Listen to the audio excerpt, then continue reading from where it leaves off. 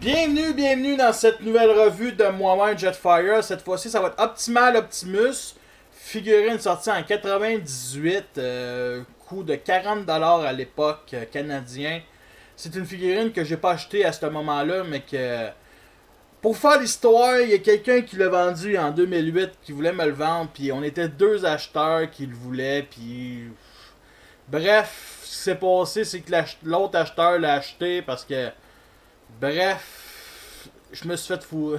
Je me pas fait fourrer. Bref, en 2010, un de mes amis qui s'appelle Francis, qui avait fait, je dis tout de suite, qui avait fait des costumes de Devastator, décidé de me le vendre, le mien, parce qu'il s'intéressait plus de l'avoir. Il me l'a vendu 15$, donc un très bon prix. Très bonne finition de couleur, très bonne qualité de plastique. Mais là, je l'ai dit tout de suite, la qualité de plastique, c'est du plastique doré cassant. Ok? Ce plastique-là est une des pires mardes qu'il y a eu l'univers tout entier. Si tu le manipules, tu le casses. J'ai eu justement le Beast Wars, le Megatron qui se transforme en tyrannosaure, puis de la même gamme, là, celui qui a un mode véhicule avec deux pannes d'hélicoptère, deux moteurs VTOL sur ses cuisses, puis il pouvait se voler avec ça. En tout cas, c'était ridicule parce que Beast Wars. En réalité, Beast Wars commençait à plus m'intéresser quand j'étais jeune à cause de Transmetal, puis avec les véhicules qui étaient quand même. Qui servaient à quoi, man? Je sais pas, ils servaient à quoi ces véhicules-là. Ils avaient déjà un monde animal pour courir, fait que c'était un peu n'importe quoi. Mais je parlerai pas de ça, je parlerai plus de la figurine. Fait que je l'ai eu au coût de 15$ et c'est magnifique. C'est de classe à peu près ultra. C'est électronique, j'ai enlevé les batteries, ça m'énerve les affaires électroniques. Mais c'est son mode truck, son mode carrière, son mode défonceur de muret de cybertronien. Et c'est vraiment bien foutu. Moi j'aime vraiment ça. Okay, je l'avoue, c'est un peu n'importe quoi dans le sens que c'est cybertronien. On voit tout de suite le torse du gorille ici. On place ça, fait que on dit ça c'est du cybertronien. Ça a des roues aussi qui roulent. Les bras sont attachés après les roues. Mais j'aime vraiment ce mode-là. Il est vraiment cool. Même si c'est du foutage un peu de gueule. Ce qui est peut-être un petit peu dommage, c'est qu'ici c'est un peu trop gros. Ici c'est trop tiré vers le haut, fait que ça aurait été le fun de plus rentrer cette partie-là pour dégager l'espace, parce qu'ici il y a vraiment un creux, fait que ça fait spécial, on va dire. Les couleurs, c'est bien entendu. Il y a quand même beaucoup de couleurs, c'est quand même intéressant. Il y a du noir, il y a du orange, un beau orange flash. Cette couleur vin, moi je vais dire vin comme l'alcool. Parce que jus de raisin, on va dire. Les roues sont bleues ici. De l'argenté, du bleu chromé, du gris plastique avec des détails. Il y a beaucoup de détails dans ce jouet-là. Je sais que les propulseurs qui est en mode alternatif ne servent à rien parce que si ça pousse de même, ça veut dire qu'il creuse la terre. Mais bon, ça c'est une autre histoire. Signe maximal ici, double signe. Canon ici. Bon, on va justement, les canons, on va les essayer et c'est quand même foutu, vraiment génial, j'aime les canons. La puissance du tir est assez puissant, intéressant. Un petit cockpit ici qu'on peut lever pour mettre une figurine d'une autre série, n'importe quoi. Il y a des petites figurines, c'est le micro-machine là, qui se plie, qui pourrait se mettre dedans, mais qu'il n'y a pas eu de figurine. Arrêtez, je sais même pas pourquoi.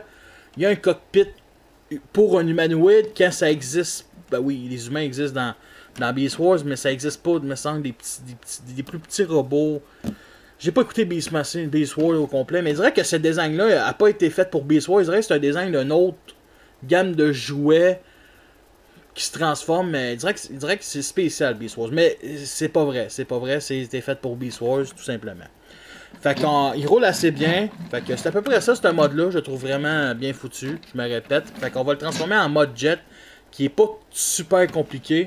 Avant toute chose, son arme, on peut la plugger ici comme ça. Moi, je la mets de côté.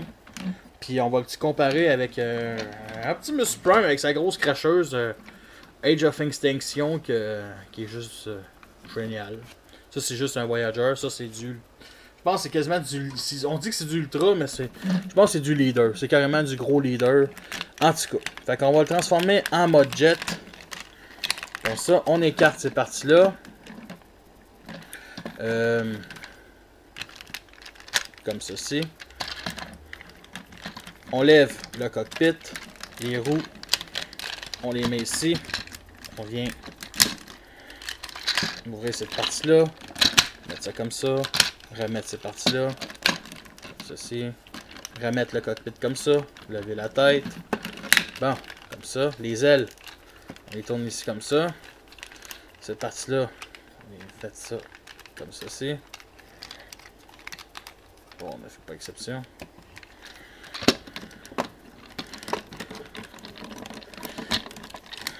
On vient replier ces parties-là ici. Comme ça. Les ailes, on les écarte. C'est la transformation, on va se dire, c'est pas une ingénuité. Ce transformer-là, c'est tellement pas... je comparais ça carrément à du Légende, là, mais en plus gros. Mais ça reste quand même cool. Les choses ici, on les replie. Bof. Sur les photos sur Internet, on voit pas trop ça. Mais moi, je laisse les pieds comme ça pour que ça soit des propulseurs, justement. S'il y a des propulseurs. Fait que... Comme ceci. Bon. C'est comme ça.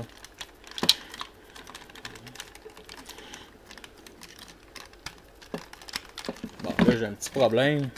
Bon, ça fait pas tant que ça.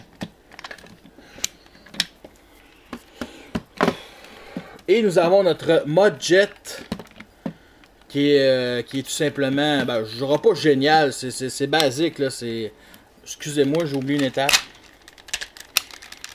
Parce que comme ça, c'est un mode sous-marin, fait que en écartant les bras, ça devient un mode jet. Je dirais pas que c'est de la merde, je dirais pas que c'est impressionnant, je dirais juste que c'est du cybertronien, c'est du basique. À cette époque-là, on n'avait pas beaucoup de trucs cybertroniens.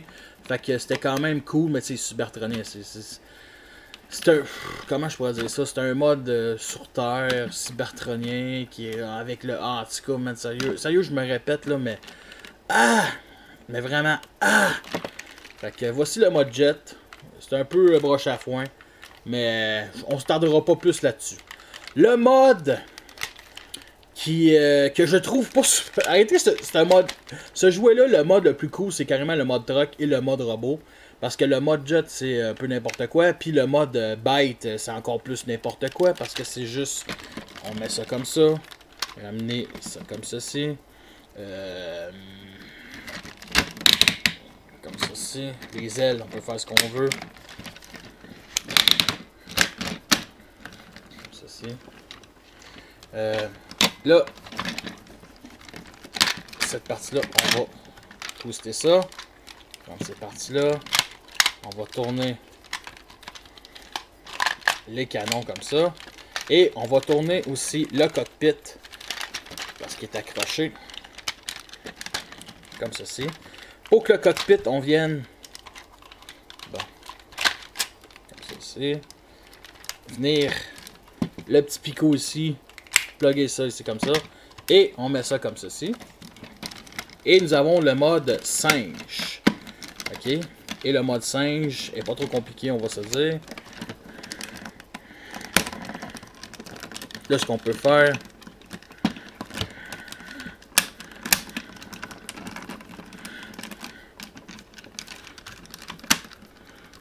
on va revenir plugger ça. Bon. Parfait. Comme ceci. Et nous avons notre mode gorille et non singe.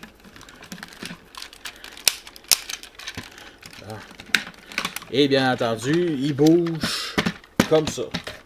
Je vais le dire tout de suite. Ça sert à rien d'avoir un mode singe quand tu as le mode véhicule jet. Puis ça sert à rien d'avoir un jet quand tu as un mode truck. Puis ça... Là, je suis en train de parler des Tripton Charger, des G1. Mais ça sert à rien d'avoir un mode bike quand tu as déjà un mode jet et un mode véhicule. C'est ça que j'ai pas trop compris dans cette gamme-là. sais, je dis pas qu'il faut que ça soit un retour aux sources, G1 à fond, mode véhicule, mode robot. Mais je pense que ça, en faisant ça, ça a survécu. Ça a rendu Beast Wars, on va dire, plus soutenant. Ça a rendu Beast Wars aussi parce que le monde acceptait pas que c'était juste des animaux. Mais bon, les gens qui détestent Beast Wars, c'est toujours pour une raison physique. C'est jamais... je connais personne qui déteste Beast Wars à cause du show de TV. Le show de TV est excellent, man, pour les années 90. Mais bon, la revue, c'est sur lui et non sur Beast Wars. Mais c'est quand même bien, bien foutu. Puis au moins, ce qui est intéressant, c'est que on peut diviser le canon pour le mettre comme ça. Pour tirer sur le sol, tirer sur des petits animaux, tirer sur des iguanes, des petits dinosaures. En tout cas, c'est pas des dinosaures. Il n'y en a pas de dinosaures dans Beast Wars. Je parle des vrais dinosaures. Je parle pas de... En tout cas, les prédateurs. Mais c'est correct, pas plus qu'il faut. On s'attendra pas plus là-dessus. On va le comparer encore avec Optimus Prime Voyager, qui est dégoûté par son homologue. Je pense qu'on va faire c'est comme ça, c'est ça, tout simplement. On va faire le mode robot, mais avant toute chose, l'articulation. Mais l'articulation, c'est pas mal la même chose que le mode robot. Ratchet joint ici, articulation ici comme ça. Vous avez vu, double articulation ici, comme ça, et un au genou, et les pieds qu'on peut mettre ça comme ceci, ou lever comme ça. Mais je préfère comme ceci. Fait qu'on va faire le mode robot. Le mode robot est très le fun, très intéressant. C'est une des choses les plus intéressantes. Les pieds sont déjà faits. Oui, les pieds, c'est la même affaire que ça. Placer les canons comme ceci. Bon. On va détacher la partie du torse. Comme ça. Mettre ça comme ceci. On va venir écarter ça. Mettre ça comme ça. Et là, ce qu'on va faire, un petit 360 degrés par-ci par-là. Comme ceci. Comme ça.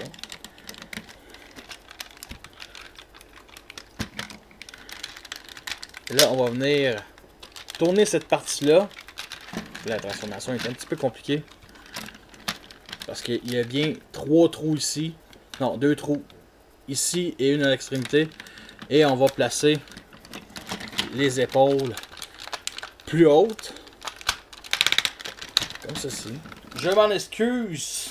J'ai pas mis plus haut pour le mode gorille. Et on était rendu à sortir la tête. Et c'est comme ça. Une tête... très Optimus Prime, on va se le dire. C'est ce qui m'avait séduit à l'époque. Comme ça, on clipse.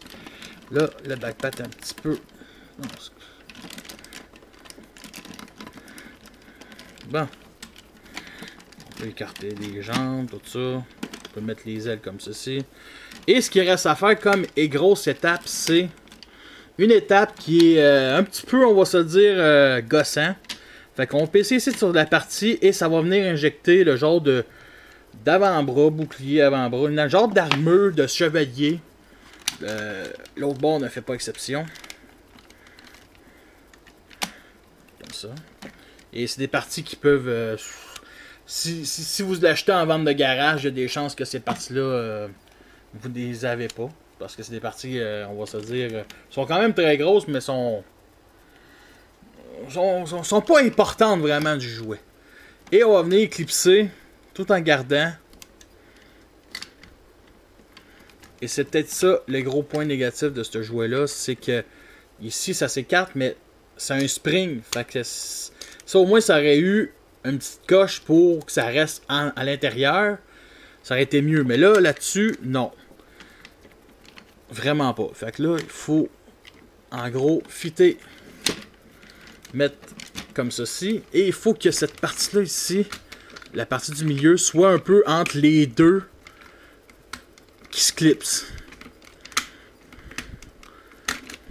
Et sacrément que c'est compliqué. C'est, je dirais pas que c'est de la shit, mais c'est c'est pas loin. Là, je suis pas si pire, je m'en suis sorti. Comme vous voyez, plus facilement, comme ceci. Au moins, ce que j'ai avec le mien, c'est que avec le temps, tu sais, c'est un collectionneur que j'ai acheté. C'est pas un enfant que j'ai acheté. Il est pas magané. Il est pas magané, puis ça, c'est ça qu'il faut, qu'il soit pas magané. Bon. Fait que l'autre bord ne fait pas exception, bien entendu.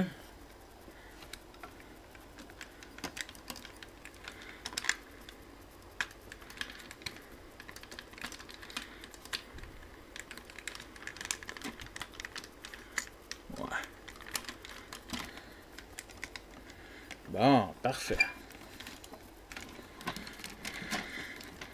On place les bras comme ceci. Comme ça, là. Bon. Bon. Et je vais être honnête, c'est le modèle, ça là, il faut l'avouer qu'il y a des foutues grosses épaules. C'est vraiment bien foutu, c'est vraiment, vraiment génial. Sérieux, je le recommande à tout le monde qui collectionne des Optimus Prime. Le fusil qui ressemble, qui est quand même bien détaillé, qui est, on va se dire, un putain de gros flingue. Me rappelle un peu les flingues futuristes de l'époque, mais sans Starship Trooper. Le gun d'Halo, Halo 1 surtout, la grosse cracheuse, elle ressemble beaucoup à ça. Sérieux, c'est magnifique les guns d'Halo. Puis la qualité de plastique est vraiment bonne. On est loin des détails. Puis il y a aussi un port minican ici, quelques années avant les ports minican. Et comment on met là-dessus? Le petit picot ici, on ouvre la main et on le met comme ça. Et on ferme la main comme cela. Et nous avons enfin notre Optimus Prime en mode robot. La tête est vraiment, comme j'ai dit, Optimus Prime. Et là, je viens de mettre ma GoPro sur les bouts des canons. Mais vraiment, vraiment très belle. C'est du jaune, c'est pas bleu-rouge, mais c'est une tête à l'Optimus Prime. Carrément, c'est vraiment génial. Ben, je vais arrêter de me répéter. Articulation, c'est sûr que c'est du Beast Wars. Ça date de quoi? Combien de temps, on va se le dire? Ça date de 17 ans, ce jouet-là. Fait que c'était pour l'époque. Articulation. Ratchet joint ici. C'est comme ça. C'est un peu pareil comme pour le ici aussi. Ça, c'est même pour le mode singe. Ici, le torse, il tourne. La fourche, elle tourne. Bon, 60 degrés, il faut lever ça. Mais c'est une étape de transformation, on va se dire. Les pieds ici ne font pas différent. Fait que c'est très limité. Bon, on va se dire, le backpack ici est vraiment très gros. Que ce soit les canons ici. Il me semble qu'on peut pas... Attendez un instant. Non, je pense pas qu'on... Il y avait aussi le mode ici, comme ça, les deux roues qui se séparent. Moi, je l'ai toujours mis les deux roues comme ça. Puis en faisant ma revue, j'ai checké sur des photos sur Internet pour être sûr que... Voyons, que j'allais pas passer des étapes. Mais un ou l'autre, ça fait la même affaire. T'as quand même un putain de gros backpack. Et... justement, vu que dans le mode gorille, ça se sépare en arrière, en mode robot, on ne peut pas à cause de la tête qui appartient au backpack en arrière. Il y a aussi les ailes ici. Au début, je pensais, il me semble que je le mettais de même, comme ça, parce que ça faisait des pieds, et je remettais les roues comme ça, et... je me suis rendu compte vite que c'était un peu plus ridicule de même, mais sérieux, les pieds, ça aurait été le fun qu'ils les fassent tourner. Ou cette partie-là tourne, tout simplement tourner pour former les pieds et non garder les mêmes pieds de singe. Côté position, ouais, on va se le dire, comme j'ai dit, c'est un vieux jouet. Position d'attaque.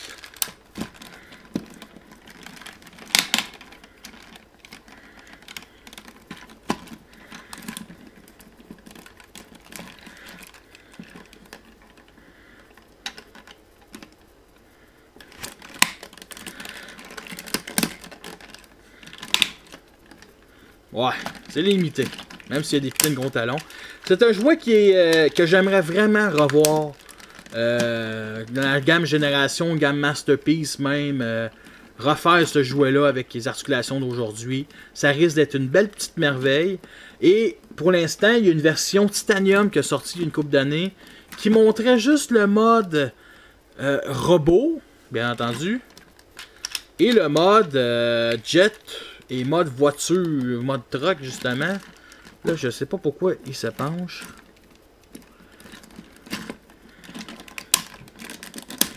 Bon, comme ça. Voici une articulation, une comparaison avec Optimus Prime avec sa grosse cracheuse. Comme ça. On va faire de même. Qui déteste son prédécesseur, carrément. Malgré tout, est-ce que c'est une figurine qui en vaut la peine? Sérieusement, si vous n'êtes pas fan de Beast Wars, si vous n'êtes pas fan d'Optimus... Ben, si vous n'êtes pas fan de Beast Wars. Si vous n'êtes pas fan de Beast Wars, oubliez ça. Mais si vous êtes fan d'Optimus Prime, que ce soit un mode cybertronien, parce que oui, ça peut être un mode cybertronien, pour moi, là, je le considère dans ma collection comme un Prime, quasiment le premier Prime qui s'est transformé dans ma collection. Pas dans Santons, je crée une histoire, un stop motion, ça serait un ancêtre, un des 13 premiers Prime. Parce que oui, il y a une allure de Prime, mais il y a une allure cybertronien, fait que ça y donne. Puis il est vraiment gros comparé à d'autres Prime. Fait que c'est une bonne petite figurine. Une bonne grosse figurine. Je pense pas que ça vaut plus que 40$. Puis vraiment, moi je l'aime, puis je le vendrai jamais, même si c'est loin d'être vraiment la figurine la plus géniale de ma collection. Mais c'est une bonne figurine qui mérite sa place. C'est une figurine que je voulais quand j'étais enfant, puis que j'ai jamais eu. En 98, je le voulais. Puis en plus, c'était comme la grosse pièce de Beast Wars que je voulais. Que j'ai me fait rêver pendant des semaines, mais que j'ai jamais eu parce que je pense que je préférais Star Wars ou... Tu sais, Beast Wars, quand j'étais jeune, j'ai acheté une couple de figurines, mais pas beaucoup. Ils m'ont fait rêver par contre, ils m'ont fait rêver, puis ça, c'est ça qu'il faut. Fait que c'était une revue très longue, faut l'avouer. Fait que sur ça, je vous laisse et à la prochaine.